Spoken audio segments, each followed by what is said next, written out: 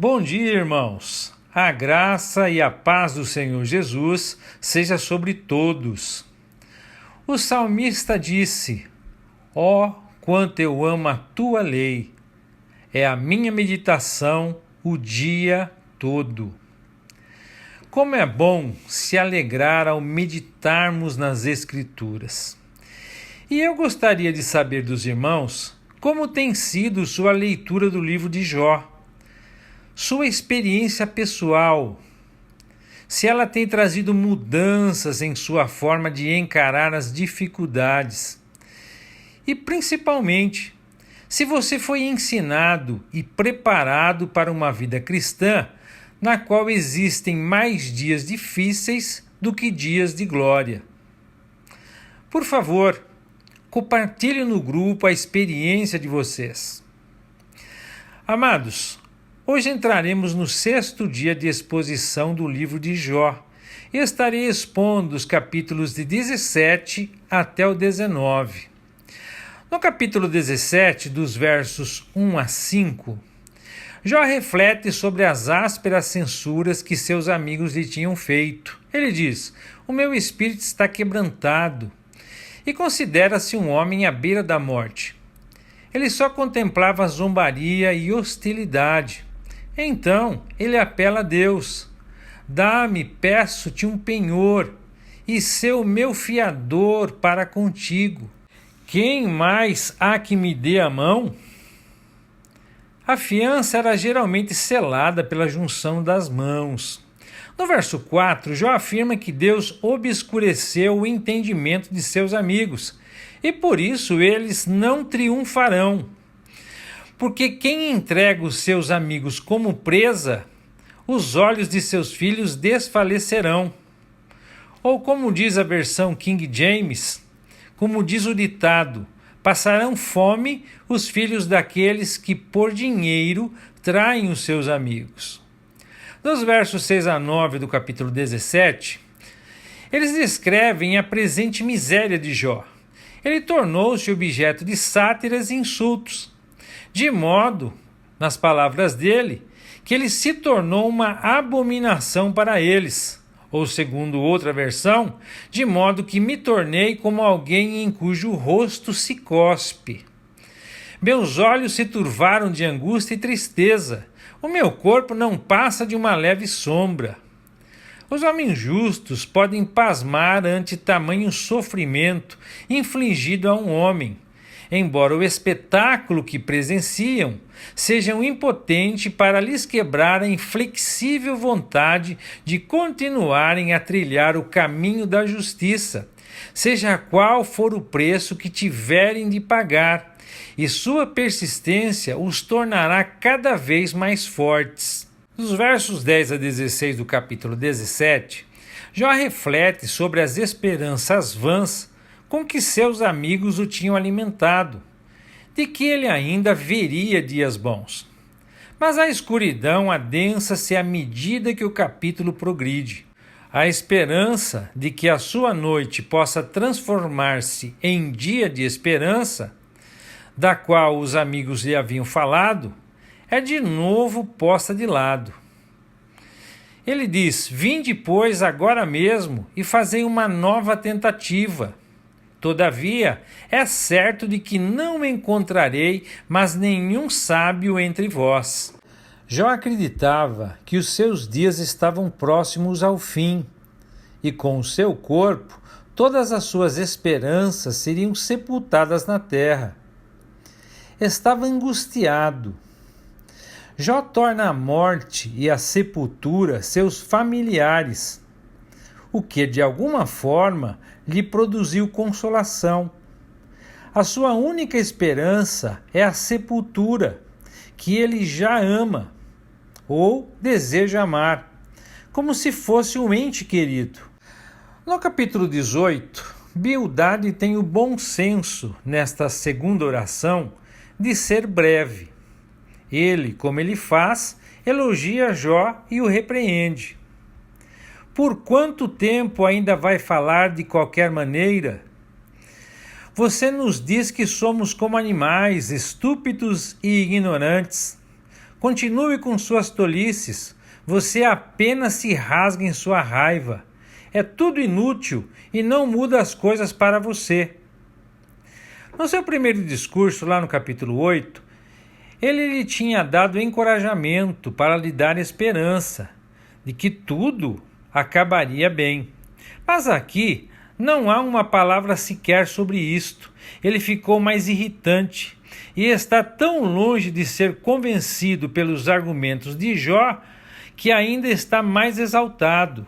Dos versos 1 a 3 do capítulo 18, Bildade reprova Jó de maneira contundente, como sendo arrogante, inflamado e obstinado em sua opinião.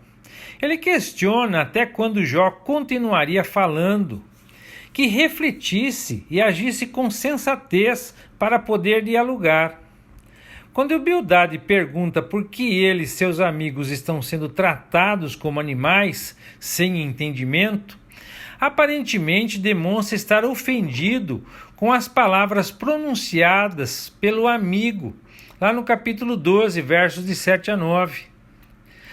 No verso 4, ele vai dizer: Ó tu que despedaças a tua alma na tua ira, por acaso a terra será abandonada por tua causa? Será a rocha removida do seu lugar? Por causa de tua pessoa, diz ele, a ordem universal das coisas deve ser perturbada? Ou, segundo uma outra interpretação, Bildade teria colocado a Jó duas questões retóricas. Crês realmente que a terra tenha sido abandonada por seu Criador? Ou, alguma vez foi o rochedo arrancado de seu lugar? Uma vez que Jó afirma que a lei da retribuição individual não se verificou em seu caso, não se aplica em seu caso, ousaria ele concluir que a natureza se tem esvaziado de todo o significado moral e que o Criador tenha perdido sua onipotência ou o seu cuidado com sua criação? Dos versos 5 a 6 do capítulo 18, depois vem o tema preferido, os ímpios e o que está reservado para eles.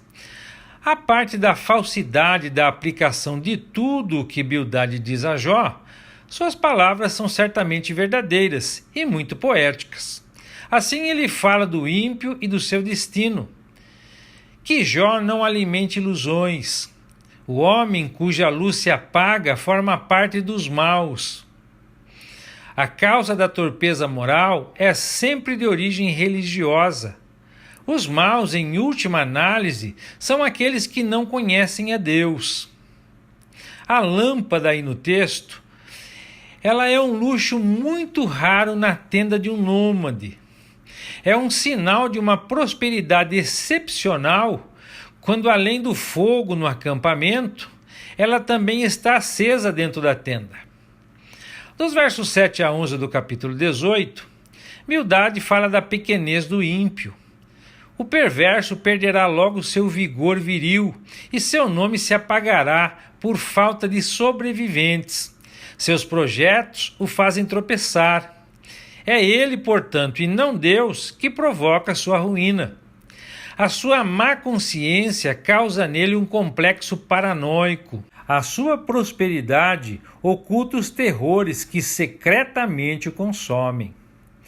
Quanto às palavras rede e armadilha, há 6 palavras diferentes em hebraico para aludir aos vários tipos de redes e armadilhas. Elas ressaltam os diversos perigos iminentes que Deus tem reservado para os perversos, a fim de garantir que serão apanhados em sua perversidade. Os versos 12 e 13 do capítulo 18, aqui Bildade atribui cruelmente a doença de Jó ao primogênito da morte, referência ao demônio das pragas e doenças. O rei dos terrores deve ser a morte personificada como um rei. Outros ainda sugerem que possa ser uma referência a Satanás. Dos versos 14 a 16, arrasado pela doença, o mal é arrancado de sua tenda e, como Jó, é colocado de quarentena sanitária até apresentar-se diante do rei dos terrores. Será espalhado enxofre no lugar de seu acampamento, e se evitará até mesmo de tocar a sua tenda, que será então habitada por Lilith, o demônio feminino das regiões selvagens. Para concluir, Bildade retorna à imagem da árvore que lhe é familiar, como ele já citou lá no capítulo 8, versos de 16 a 19. No capítulo 14, Jó comparou o homem à árvore, e lhe deu a réplica. Bildade aqui termina seu discurso comparando a aparência enganosa da prosperidade do mal à de uma árvore cujas raízes já estão secas e cujos ramos não tardarão a murchar. É ainda a defesa insistente da doutrina da retribuição individual, mediante a hipótese do retardamento de sua aplicação.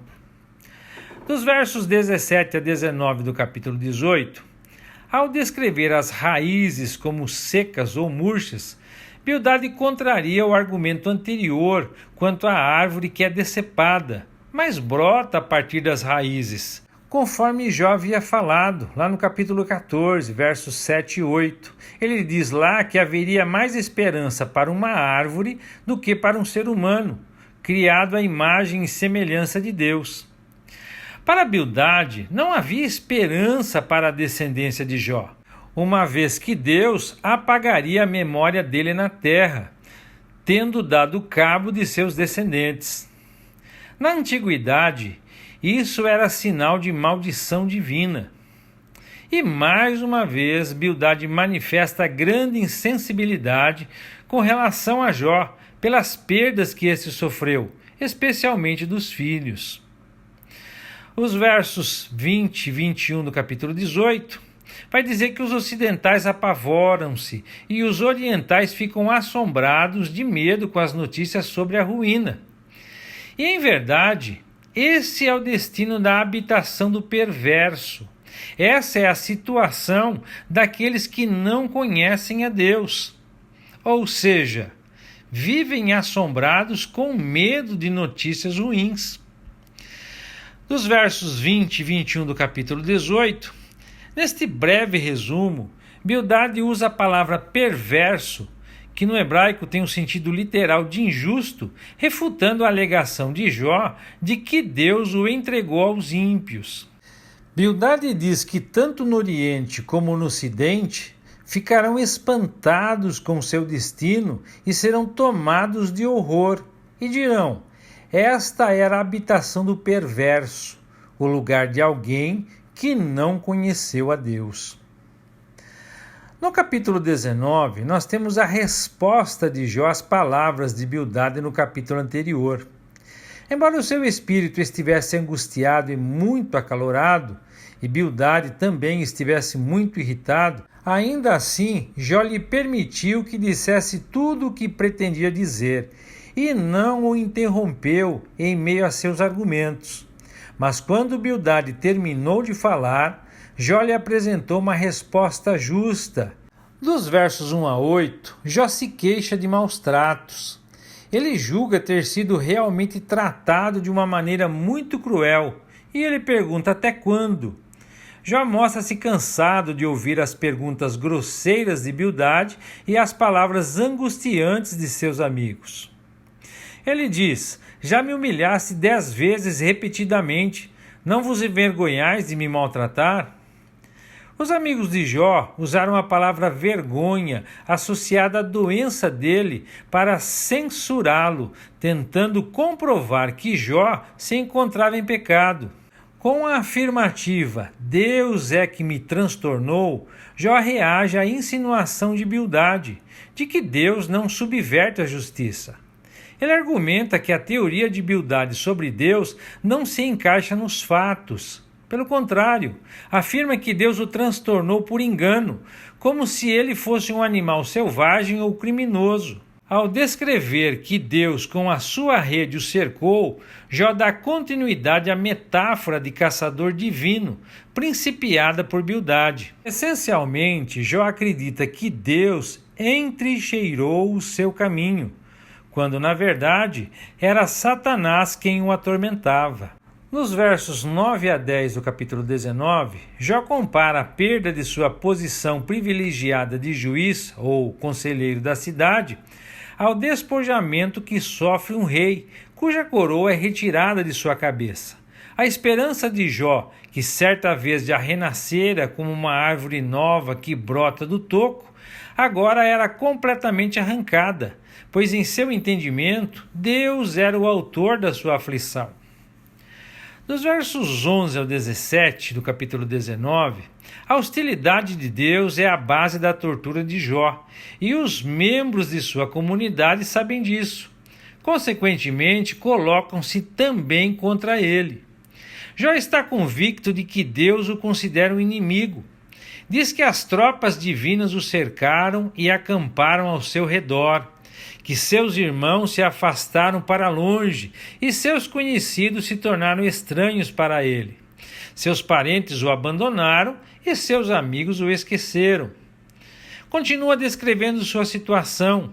Suas visitas e também suas servas o consideram estrangeiro, um estranho aos seus olhos.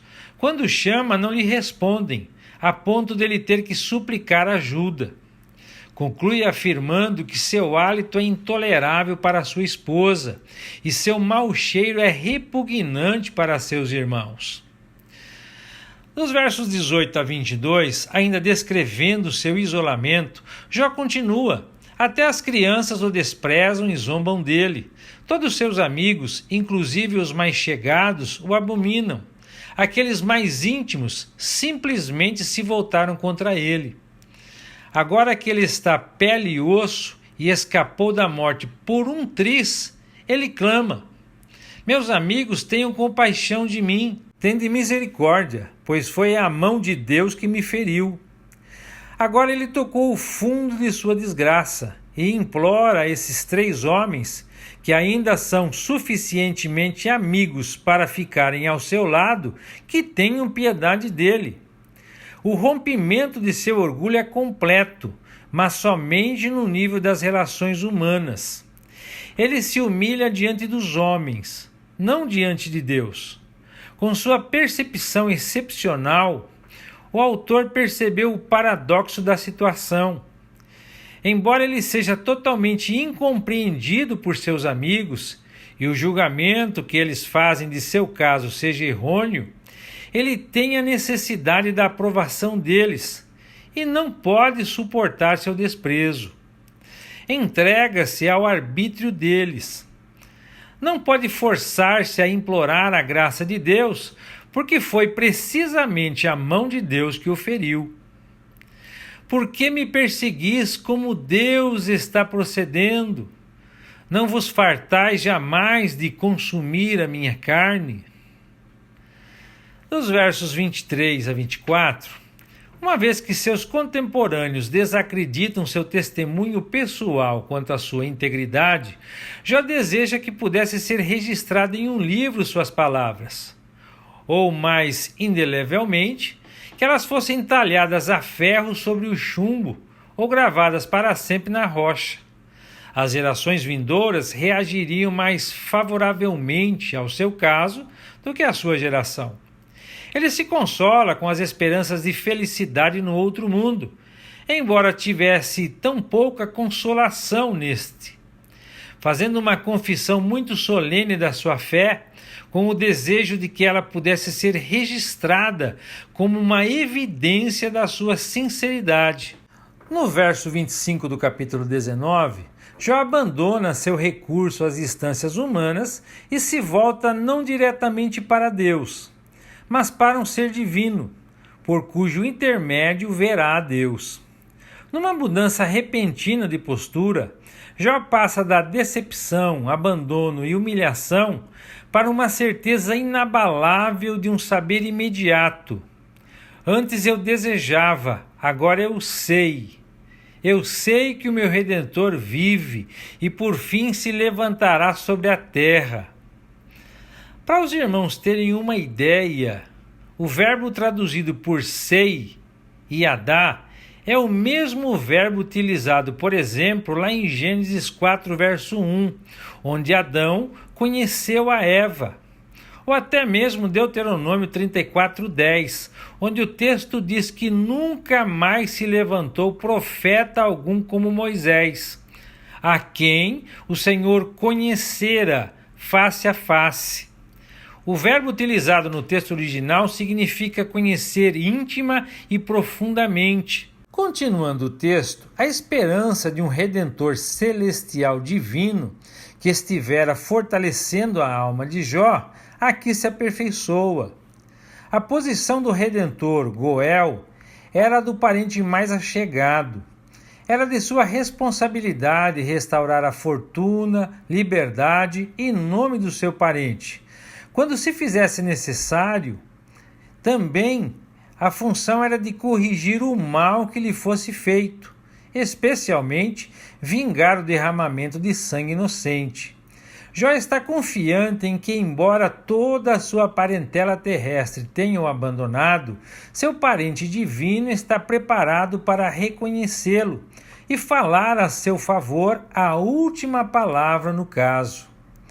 O Goel celeste, ouvindo o grito do sangue inocente de Jó, vindo do pó de sua sepultura, perseguirá seus difamadores e vingará o seu nome. No verso 26, Jó diz: "E depois que todo o meu corpo estiver consumido pela terra, sem carne, então contemplarei a face de Deus." Jó continua considerando sua morte iminente, mas seu antigo anseio de um retorno do Sheol para a verdadeira vida revive agora com uma esperança firme. Jó continua expressando a ideia de uma renovação do homem como um todo após a morte. Dos versos 27 a 29 do capítulo 19, Jó ele vai dizer, no verso 27, e continua falando.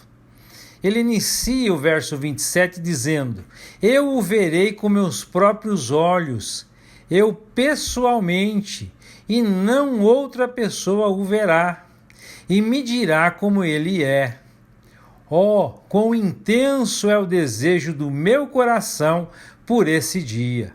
Devemos entender aqui que não está em que Jó, mais do que qualquer outro, venha ver a Deus, mas que Jó o verá como seu parente remidor, como seu Goel, não como a um estranho que lhe é hostil. O capítulo termina com um aviso solene. O justificador de Jó castigará aqueles que se armaram contra ele, certos de que haviam diagnosticado bem a verdadeira causa da sua aflição. Uma advertência a seus amigos, para que não persistam nas suas cruéis censuras a ele.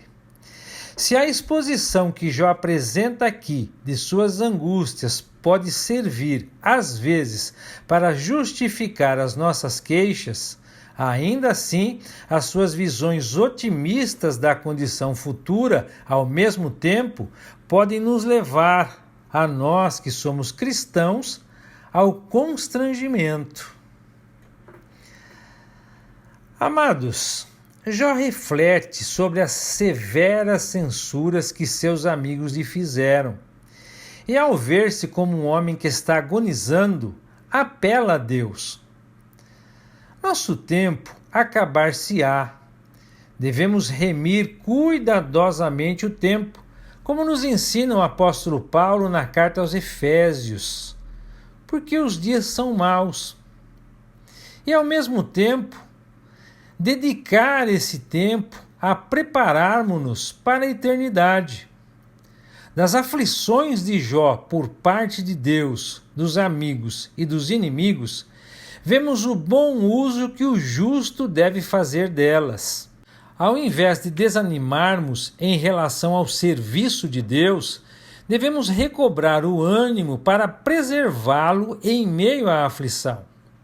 Novamente, lembrando da orientação de Paulo, agora aos Filipenses, onde ele diz: "Mas uma coisa faço, é que, esquecendo-me das coisas que atrás ficam e avançando para as que estão diante de mim, prossigo para o alvo, pelo prêmio da soberana vocação de Deus em Cristo Jesus. Os que fixam os olhos no céu como sua meta, manterão seu andar nos caminhos da fé, independentemente das dificuldades e decepções com que possam deparar-se. Que o Eterno os abençoe e até amanhã, se Deus quiser.